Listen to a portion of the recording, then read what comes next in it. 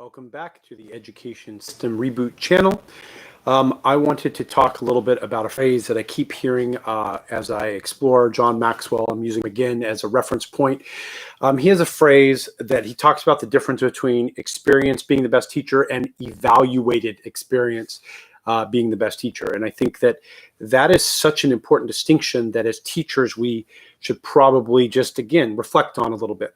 So one of the things, and again, I'm probably, again, I've made so many videos now that I'm sure I've mentioned many things. I'll start to become a broken record in certain areas. But one of the things that I feel very strongly about now in realizing, I guess you'd call it my gift as a music educator or an educator in general, is that if there's any success in my life, in my teaching, it's because what I've really done is I've taken my experience, I've evaluated what I've done, the good, the bad, and the ugly, and I've figured out, especially in music, I'll keep this to music, what was successful for me, what lessons I learned, what I need to do daily, again, habits, routines, all these things. I've kind of come to these conclusions that these are the keys to success in music. And then the only thing I've done is I've introduced them earlier to my students. It is very rare that I have a French horn student that comes to me at any level, honestly, that doesn't grow and basically doesn't become better than I was at that age. And that in lies the key to this evaluated experience, right? If I wasn't a reflective person and I went through the same experience and didn't learn from it or didn't realize the connection and why I grew, what was the catalyst that allowed me to overcome obstacles or to keep growing, and being able to articulate it and being able to actually figure that out and then put it into create curriculum and do a lot of different things that I've done, I wouldn't have been as effective as a teacher. Now, I'm sure I would have been okay. But it's that evaluated experience. And, I heard John Maxwell say something that, that says, you haven't had 20 years of experience. You've had 1 year of experience 20 times. And what that implies is that, if you don't learn from what you've done, your experience, then you're just going to keep repeating the same thing. Now, I bring all this up to kind of tie it back into education with this simple idea. I know for a fact that my effectiveness as a teacher has improved in correlation with my improvement in my personal growth, right? As I learn how to overcome non-musical obstacles. So I'm going to pause and say this. In music, I learned everything I needed to learn in terms of navigating life. I just didn't realize it, right? As I've evaluated all my experiences and all the habits and all the things that have allowed me to be a better musician and a better French horn player and a better teacher in that area, I've realized that evaluation process, that process of looking at how things work, looking at how I interact with them, basically looking at improving myself, okay, that is transferable to all areas of life. Okay, so back to what I was saying. I've learned that through this process of self-evaluation, of evaluating my experiences, that I am, again, more equipped to interact and give advice and relate to my students. And so if we desire, and when I say we, I'm talking about teachers, right? If we as teachers desire to be the best teachers we can be, we must constantly be evaluating our experiences for the lessons in them. Put another way, we need to prioritize personal growth in our lives so that we can be the model, we can be the teacher in ourselves, like we can learn how to teach ourselves, we can improve processes in our life, which, think about all those things I just said, then we are in a better position to transfer that knowledge to the younger generation, to our students, right?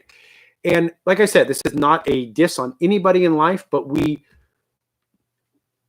I do believe or feel deep down that many of us separate these two. We don't look at evaluating our own life experiences and how it can teach us. And then we're expecting our students to be able to take the information we give them and apply it to their lives. Well, we have to give more and more and more tangible examples and models of how we do that on a daily basis for the rest of our life, right? Lifelong learning is a lifelong process. Okay. It's not about getting them prepared for graduation, which is important, of course, because it is a checkpoint, a milestone in their life, and they should celebrate it and do the best they can. But that, again, is only about 1/5 of their life. They have about 4/5 of their life left to live. And so, again, evaluated experience is the best teacher. So part of our mission in the education system needs to be to teach kids how to evaluate situations, how to gather information, how to make reasonably informed decisions, how to analyze, synthesize, all these bigger picture things that we really know that all students should know. But we tend to think that, oh, they did okay on this test, or, oh, they just kind of demonstrated knowledge in this moment. Again, how often have you taken a test and then forgotten the information a week later or a month later or whatever, right? You didn't actually evaluate and learn from the experience, right? Tests, that's what tests are designed to be evaluative experiences for both the teacher and the student. And yet, if students are not evaluating that experience, they're not going to grow. As teachers, if we're not evaluating life experience and learning, being able to articulate how we learn from it, then how can we expect ourselves as teachers to teach the students these important life lessons? Now, part of this might also go down to the problem of, trying to separate.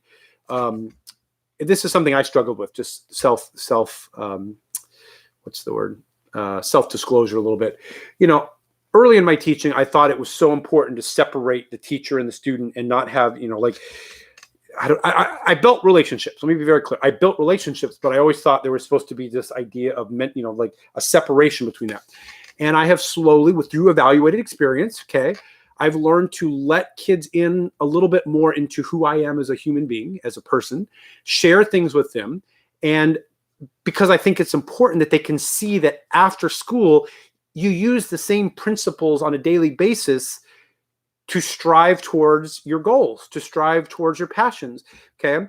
It's education, right? If I'm going to accomplish things in my life that are important to me, I have to use the skills that were instilled in me in education. Now, for me personally, I learned the majority of those skills through the pursuit of music, which is awesome. And I'm an advocate for that. I think music is one of the best teaching tools for the education process. Notice I didn't say system, I said the education process. In essence, music has a built-in evaluative process in it. So again, I'll just shameless plug for music. That's why music's important. Yes, it helps your brain. Yes, it's good for all these other things, but it is a microcosm for what education should look like. Okay. All right. So in wrapping up, again, evaluated experience is the best teacher, which again means we, as teachers, should probably focus more on our personal growth, our personal development, our personal habits, which would allow us to introduce those concepts, those ideas, those processes earlier into our students, because we are a living, breathing model of what evaluated experience looks like. Tie that into their students while they're in school, so they can understand that life is a lifelong journey, a lifelong process, a process of evaluated experience. Hopefully, I felt like that all made sense. You'll let me know eventually as you find this. And as always, consistent effort over time equals success.